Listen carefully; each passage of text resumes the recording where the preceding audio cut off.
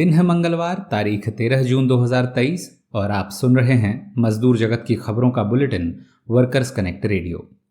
आइए सुर्खियों से करें शुरुआत। कर्नाटक सरकार की घोषणा, एकल पुरुषों को मिलेगा 6 महीने तक का पितृत्व अवकाश।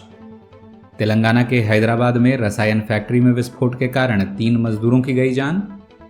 उत्तराखंड में इंट्रा आर्क प्रबंधन को फिर से कोर्ट की फटकार, अदालत ने माना मजदूरों के ट्रांसफर को गैर कानूनी। वेनेजुएला में तेल रिफाइनरी मजदूरों की स्वास्थ्य बीमा और वेतन बढ़ोतरी की मांग ने पकड़ा जोर। और संयुक्त राज्य अमेरिका के न्यूयॉर्क में गिग मजदूरों की लंबे संघर्ष के बाद बड़ी जीत, अब मिला करेगा न्यूनतम वेतन। अब खबरें तफसील से।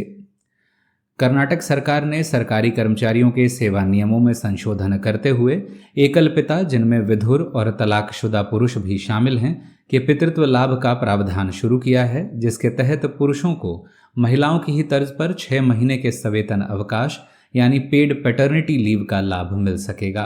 विवाहित पुरुष इस लाभ के हकदार नहीं होंगे और यदि एकल पिता छुट्टी के दौरान शादी करते हैं तो छुट्टी अमान्य होगी। तेलंगाना के हैदराबाद में फैक्ट्री में सुरक्षा मानकों की अनदेखी एक बार फिर मजदूरों की हत्या का कारण बनी है। रसायन निर्माता कंपनी आरवी इंजीनियरिंग लिमिटेड में शनिवार 10 जून को रिएक्टर में विस्फोट के कारण 3 मजदूर बुरी तरह से झुलस गए थे। ताज़ा जानकारी के अनुसार इलाज के दौरान उनकी मौत हो गई है। मृतकों की पहचान 40 वर्षीय वेंकटेश्वर राव, 44 साल के रमन रेड्डी और 48 साल के सतीश के रूप में हुई है। मौत का संज्ञान लेते हुए पुलिस ने गैर इरादतन हत्या का मुकदमा दर्ज किया है, जिसके बाद से कंपनी के मालिक फरार हैं। उत्तराखंड के पंतनगर स्थित इस्पात एवं भवन निर्माण सामग्री बनाने वाली company intra arc building products private limited के मजदूरों को एक बार फिर कोर्ट में जीत हासिल हुई है। मामला 32 मजदूरों के राज्य से बाहर अवैध स्थानांतरण यानी ट्रांसफर से जुड़ा है, जिसमें पिछले महीने 24 मई को उत्तराखंड उच्च न्यायालय की एकल पीठ ने मजदूरों के हक में फैसला सुनाते हुए माना था कि प्रबंधन का फैसला राज्य के श्रम कानूनों और प्रमाणित स्थायी आदेशों के अनुरूप नहीं है।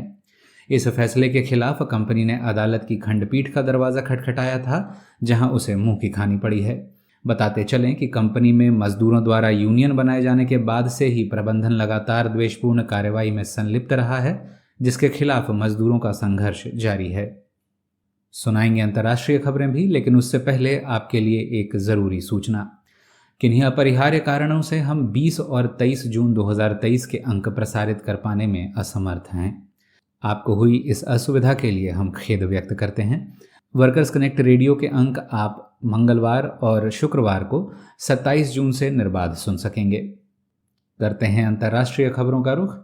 पहली खबर वेनेजुएला से, जहां सरकारी तेल कंपनी पेट्रोलियोस दे वेनेजुएला के पुएर्तो ला क्रूज रिफाइनरी के मजदूर मांग कर रहे हैं कि पूर्ववर्ती स्वास्थ्य बीमा योजना फिर से बहाल की जाए और उनकी तनख्वाह बढ़ाई जाए। बीते दिनों मजदूरों ने फेडरेशन ऑफ ऑयल वर्कर्स के तत्वावधान में 1 दिवसीय प्रदर्शन किया और काम बंद रखा। इन मांगों को अन्य केंद्रों पर भी समर्थन मिलने लगा है और जगह जगह मजदूर मांग कर रहे हैं कि सरकार पुरानी बीमा योजना, जिसे सिक्रोप्रोसा के नाम से जाना जाता है, सभी मजदूरों के लिए पुनः लागू करे। उधर संयुक्त राज्य अमेरिका के न्यूयॉर्क में ऐप कंपनियों के लिए खाना पहुंचाने और टैक्सी चलाने वाले गिग मजदूरों का लंबा संघर्ष रंग लाया है। शहरी ग्राहक एवं श्रमिक सुरक्षा विभाग यानी department of consumer and workers protection ने गिग मजदूरों के लिए $17.96 प्रति घंटा की दर तय की है, जो 12 जुलाई से लागू होगी। यह दर 2025 में बढ़कर $19.96 हो जाएगी। अब तक कंपनियां मजदूरों को स्वतंत्र ठेकेदार बताते हुए उचित मजदूरी देने से बचती रही हैं।